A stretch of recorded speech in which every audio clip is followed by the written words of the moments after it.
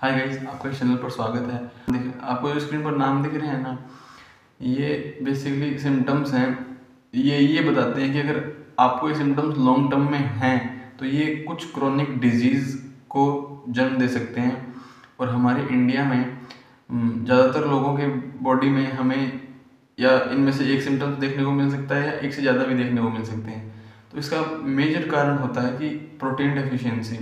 तो आज की इस वीडियो का गोल यही है कि आपको प्रोटीन के बारे में अवेयर कराया जाए और ये प्रॉब्लम हमारे इंडिया में इतनी क्यों बढ़ी हुई है और इसको हम सॉल्व कैसे कर सकते हैं, ये भी हम इस वीडियो के एंड में डिस्कस करेंगे। तो बेसिकली हम सबसे पहले यही जान लेते हैं कि प्रोटीन होता क्या है।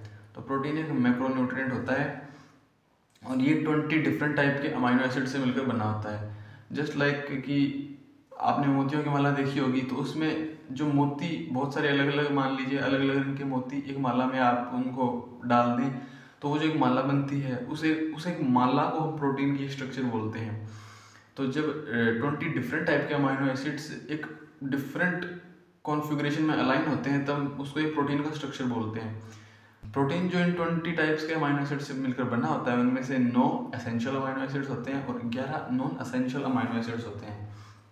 इसका मतलब ये है कि जो 11 नॉन एसेंशियल अमाइनो एसिड्स हैं वो हमारी बॉडी खुद बना सकती है, वो हमें बाहर से लेने की ज़रूरत नहीं होती। लेकिन जो ये 9 एसेंशियल अमाइनो एसिड्स हैं, ये हमें बाहर के खाने से लेने पड़ते हैं। जब भी हम बाहर से 9 एसेंशियल अमाइनो एसिड्स लेते हैं, हमारी body 11 non essential amino acids बनाती है। इनके कम्बिनेशन से वो प्रोटीन के स्ट्रक्चर्स का फॉर्मेशन करती है, जिससे हमें बॉडीली फंक्शंस में हेल्प होती है। बेसिकली हम अभी जान लेते हैं कि प्रोटीन हमारे लिए इतना इंपॉर्टेंट क्यों है, वो हमारी बॉडी में कौन कौन से फंक्शंस परफॉर्म करता है। तो पहला फंक्शन तो यही है कि वो हमारी बॉडी में ग्रोथ को स्टिमुलेट करता है और मेंटेनेंस करता है हमारी टिश्यूज़ का, हमारी सेल्स का। और हमें एक सर्टेन अमाउंट ऑफ प्रोटीन चाहिए होता है डेली। अगर आप उससे ज़्यादा खाएंगे तो जितना उसको चाहिए वो उतना यूज़ करेगा, बाकी बाहर निकाल देगा। अगर आप उससे कम खाएंगे तो आपकी बॉडी की मसल्स को ब्रेक डाउन करता है, आपके टिश्यूज़ को ब्रेक डाउन करके अमाइनो एसिड्स बाहर निकाल लेगा और उन्हें कंबाइन करके प्रोटीन को काम में ले लेगा। तो इस कारण अगर आप डेली प्रोटीन इंटेक अपना सही से नहीं रखेंगे तो आपकी मसल लॉस की प्रॉब्लम बहुत फ्रीक्वेंट हो जाएगी आपके लिए। जो सेकंड मोस्ट इंपॉर्टेंट रोल है प्रोटीन का, वो है बायोकेमिकल रिएक्शंस को परफॉर्म करना हमारी बॉडी में। कुछ प्रोटीन्स एंजाइम की तरह एक्ट करते हैं और जिनकी वजह से कुछ जो मेजर फंक्शंस हमारी बॉडी के, जैसे कि डाइजेशन, ब्लड क्लॉटिंग और मसल रिपेयर, ये हो पाते हैं क्योंकि वो एंजाइम्स इन प्रोसेसेस में यूज़ होते हैं। अगर आप पूरा प्रोटीन इंटेक नहीं लेंगे तो ये जो प्रोसेसेस हैं वो इनमें थोड़ी सी दिक्कत आने लगेगी। मोस्ट इंपॉर्टेंट रोल है प्रोटीन का, वो है एक मैसेंजर की तरह एक्ट करना। कुछ टाइप के प्रोटीन्स होते हैं जो एक हार्मोन की तरह एक्ट करते हैं। तो ये जो हार्मोन्स हैं, ये हमारी बॉडी में सिग्नल ट्रांसफरिंग का काम बहुत अच्छे से करते हैं।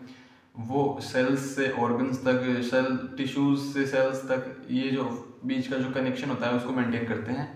फोर्थ जो मेन रोल होता है वो है स्ट्रक्चर प्रोवाइड करने का। जो हमारी बॉडी में जो बेसिक स्ट्रक्चर फॉर्मेशन में प्रोटीन बहुत अच्छा रोल प्ले करते हैं। कुछ प्रोटीन्स हैं जो कि इसमें भागीदारी निभाते हैं, वो हैं केराटिन, कोलेजिन और इलास्टिन। तो मेनली केराटिन तो आपके नेल्स, बालों में, इन्हीं में, स्किन वगैरह में पाया जाता है। और अगर आप, सिंपल सी बात है, पूरा ढंग से नहीं लेंगे तो इनमें थोड़े ये कमज़ोर हो जाएंगे, टूटने लगेंगे। सेकंड है कोलेजन। कोलेजन आपकी बोन्स, टेंडन्स और आपके लिगामेंट्स की फॉर्मेशन में बहुत इंपॉर्टेंट रोल प्ले करता है। जो थर्ड टाइप का प्रोटीन है जो कि है इलास्टिन, वो आपके जो फ्लेक्सिबल ऑर्गन्स हैं उनमें ज़्यादा देखने को मिलता है। जैसे कि लंग्स आपके एक्सपेंड होते हैं सांस लेने के टाइम पर, आपकी जो फीमेल्स में यूटेरस वगैरह होती है, और जो ब्लड वेसल्स होती हैं, आर्टरीज होती हैं, वो एक्सपेंड करती हैं, कॉन्ट्रैक्ट करती हैं। तो उस चक्कर में वहाँ पर इलास्टिन काम में आता है क्योंकि वो कोलेजन से बहुत ज़्यादा फ्लेक्सिबल होता है। पांचवा काम इसका हमारी बॉडी में ये है कि ये हमारे पीएच को रेगुलेट करने में एक छोटा सा रोल प्ले करता है, क्योंकि हमारी बॉडी में डिफरेंट टाइप के सिस्टम्स हैं जो कि हमारी बॉडी के पीएच को बैलेंस करते हैं। अगर आपकी बॉडी में पीएच थोड़ा भी ऊपर नीचे हुआ तो आपको सीरियस इश्यूज हो सकते हैं अपनी बॉडी में। तो इस कारण जो हमारे ब्लड में हेमोग्लोबिन होता है, वो भी एक टाइप का प्रोटीन होता है जो कि एसिड को बाउंड करता है अपने मॉलिक्यूलर स्ट्रक्चर के साथ, और इससे आपके ब्लड में पीएच को थोड़ा मेंटेन करने में हेल्प करता है। सिक्स्थ मेन फंक्शन प्रोटीन का है वो है फ्लूइड बैलेंस का। तो जो कुछ टाइप के प्रोटीन्स होते हैं एल्ब्यूमिन और ग्लोब्यूलिन, वो आपके ब्लड में रहकर आपके ब्लड और टिश्यूज के बीच के फ्लूइड बैलेंस को मेंटेन करते हैं। सातवां जो रोल है प्रोटीन का वो ये है कि आपकी जो इम्यून सिस्टम को ये बेहतर बनाता है। आपकी जो कुछ एंटीबॉडीज होती हैं जिन्हें हम इम्यूनोग्लोबुलिन भी कहते हैं, वो प्रोटीन के बेसिक स्ट्रक्चर पर फॉर्म होती हैं और इससे आपका जो इम्यून सिस्टम है वो बाहर के बैक्टीरिया वायरस से लड़ पाता है। तो अगर आपका प्रोटीन इंटेक अच्छा है तो एंटीबॉडीज़ की प्रोडक्शन अच्छी रहेगी, आप बीमारियों से बचे रहेंगे। 8th काम है इसका कि बॉडी में डिफरेंट न्यूट्रिएंट्स और डिफरेंट टाइप के मॉलिक्यूल्स का ट्रांसपोर्ट करना और उन्हें स्टोर करके रखना। जैसे कि हेमोग्लोबिन एक प्रोटीन है जो ऑक्सीजन के साथ बाइंड हो जाता है, फिर पूरी बॉडी में उसको ट्रांसफ़र करता है। फेरेटिन एक टाइप का प्रोटीन होता है जो कि हमारी बॉडी में आपकी ने जो खाने से आयरन लिया है उसको बाइंड कर लेता है और आपकी बॉडी में उसको सस्टेन करके रखता है।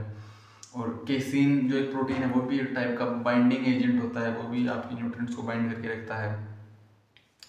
और कुछ जो लिपोप्रोटीन्स होते हैं वो फैट मॉलिक्यूल्स और कोलेस्ट्रॉल को बाइंड करके पूरी बॉडी में ट्रांसफर करते हैं। 9th and the last function of protein is कि वो आपको एनर्जी प्रोवाइड करता है। 1 ग्राम प्रोटीन में आपको 4 कैलोरीज के अराउंड मिल जाता है। ये नंबर कार्ब और फैट से बहुत कम है, आधा है बेसिकली। और ये एनर्जी आपकी बॉडी तभी यूज़ करती है जब रिगरस फास्टिंग पर हो, आप एक्सेसिव एक्सरसाइज कर रहे हो, जब आपकी बॉडी फैट मॉलिक्यूल्स को यूज़ कर चुकी होती है, तब आपको जो स्टोर हाउस है प्रोटीन वाला ये बॉडी काम में लेती है।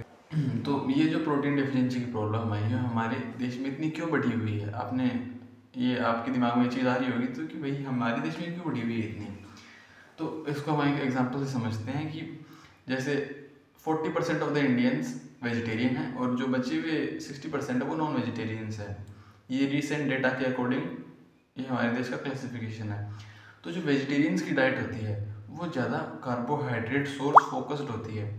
उनकी डाइट में आपको जो कार्बोहाइड्रेट के सोर्सेज हैं जैसे कि रोटी चावल ये ज़्यादा देखने को मिलते हैं, प्रोटीन सोर्सेज आपको थोड़े कम देखने को मिलते हैं। तो इससे धीरे धीरे चल के उनकी बॉडी में प्रोटीन की डेफिशिएंसी हो जाती है। अब हम एक नॉन वेजिटेरियंस का एग्जांपल लेते हैं। तो जो 60% नॉन वेजिटेरियंस हैं उनमें बहुत बड़ा हिस्सा उन लोगों का है जो कभी कभार ही मीट खाते हैं। तो उनकी डाइट में भी प्रोटीन का कोई मेन सोर्स ऐसे है नहीं, क्योंकि हैं तो वो भी वेजिटेरियन ही, पर वो कभी कभार नॉन वेज खा लेते हैं। इस चक्कर में वो नॉन वेजिटेरियन की कैटेगरी में जाकर रुक जाते हैं।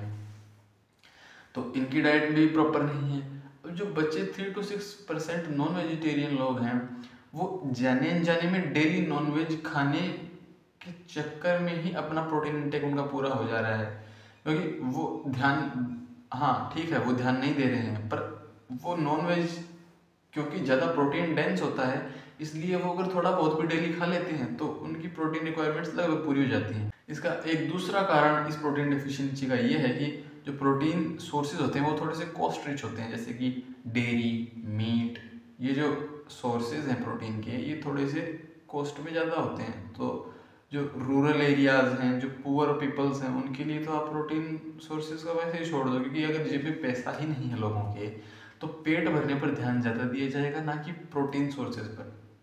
3rd मेन रीज़न है इसकी मिस इन्फॉर्मेशन का, कि आपने लोगों के मुंह से वर्ड बहुत बार सुना होगा कि प्रोटीन तो सिर्फ बॉडी बिल्डर्स खाते हैं, हम नहीं खाते प्रोटीन वगैरह। तो बेसिकली कि कितनी मिस इन्फॉर्मेशन फैली है आपको इस स्टेटमेंट से पता लग जाएगा।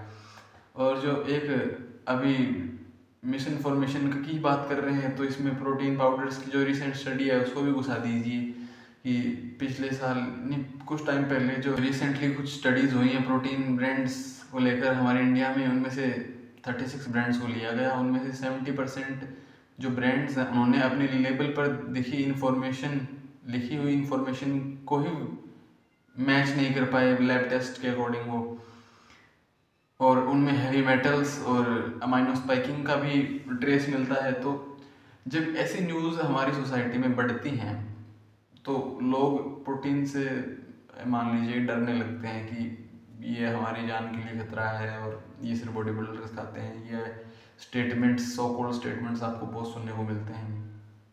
और इन लोगों को ये इन्फॉर्मेशन भी तो नहीं है कि इस फूड में इसके 100 ग्राम्स में कितना प्रोटीन है तो हमें यही खाना चाहिए। अगर आपको ये पता होगा कि दाल में इतना प्रोटीन है बजाय रोटी के, तो आप दाल को ज़्यादा प्रेफरेंस देंगे बजाय रोटी की। या सोयाबीन हो गया, दूध हो गया, दही हो गया, सोया के अदर प्रोडक्ट्स हो गए जैसे कि मीज़ो, टेम्फे, टोफू, इनकी अगर आपको न्यूट्रिशनल इन्फॉर्मेशन पता होगी तो आप इन पर ज़्यादा ध्यान देंगे। और आपको अगर ये पता होगा कि आपके लिए कितना ज़रूरी है तो भी आप इस पर ज़्यादा ध्यान देंगे। तो इसके जो कॉजेज़ हैं कि मिस इन्फॉर्मेशन फैली हुई है बहुत ज़्यादा, लोगों के अंदर अवेयरनेस नहीं है, लोगों को इन्फॉर्मेशन पता ही नहीं है कि कितना खाना चाहिए। और वेजिटेरियंस और नॉन वेजिटेरियंस में के क्लासिफिकेशन के चक्कर में इतनी दिक्कत हो रही है कि उनकी डाइट ज़्यादा कार्बोहाइड्रेट रिच है। जो नॉन वेजिटेरियंस है वो पूरी तरीके से नॉन वेजिटेरियंस हैं ही नहीं, डेली खाते ही नहीं हैं। और प्रोटीन के सोर्सेज भी काफ़ी महंगे पड़ते हैं। तो इन सभी कारणों की वजह से जो प्रोटीन डेफिशिएंसी है वो हमारे इंडिया में काफ़ी सिग्निफिकेंट अमाउंट से बढ़ रही है। अकॉर्डिंग टू हमारी जो ICMR की गाइडलाइंस है उसके अकॉर्डिंग हमें एक इंडियन अडल्ट मेल को उसके बॉडी वेट के अकॉर्डिंग 0.8 to 1 ग्राम्स पर kg के अकॉर्डिंग प्रोटीन का रिक्वायरमेंट होता है। मान लीजिए एक इंसान का वेट अगर 60 kg है तो 0.8 के हिसाब से 48 ग्राम्स और 1 ग्राम के हिसाब से 60 ग्राम्स के बीच में उसका प्रोटीन होना चाहिए तो ताकि उसके बॉडी में कोई कॉम्प्लिकेशंस ना हो। और जो लोग रेजिस्टेंस ट्रेनिंग करते हैं, स्ट्रेंथ ट्रेनिंग करते हैं, एथलीट्स हैं, उनके लिए ये नंबर अलग होता है क्योंकि उनकी बॉडी में एक्टिविटी लेवल ज़्यादा है तो उन्हें 2 ग्राम पर kg की बॉडी वेट के अकॉर्डिंग उन्हें अपना प्रोटीन रिक्वायरमेंट पूरा करना होता है। प्रोटीन डेफिशिएंसी एक बड़ी प्रॉब्लम है हमारे लिए।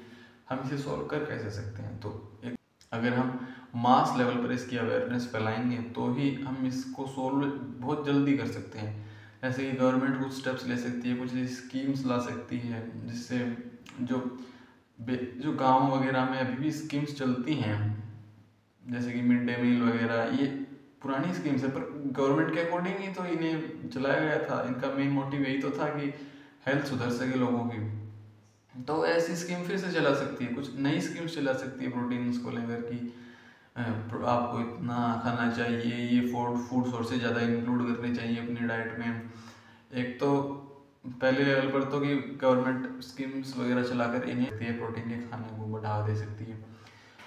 अब एक और तरीका ये है कि हमारे जैसे लोग सोशल मीडिया पर आकर आपको थोड़ा अवेयर करें इस बारे में, तो हमारी वीडियो आगे से आगे अगर सर्कुलेट करेगी सोशल मीडिया पर तो लोगों को अवेयरनेस होगी।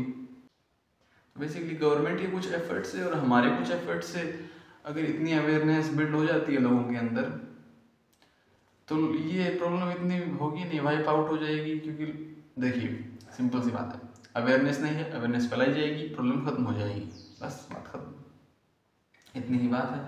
तो प्रोटीन अवेयरनेस को फैलाने के लिए हमारे इस वीडियो को ज़्यादा से ज़्यादा शेयर कीजिए, हमारे चैनल को सब्सक्राइब कीजिए और आपको अगर अच्छा लगा हो तो लाइक कीजिए। तो thanks for watching this video and this is all for today.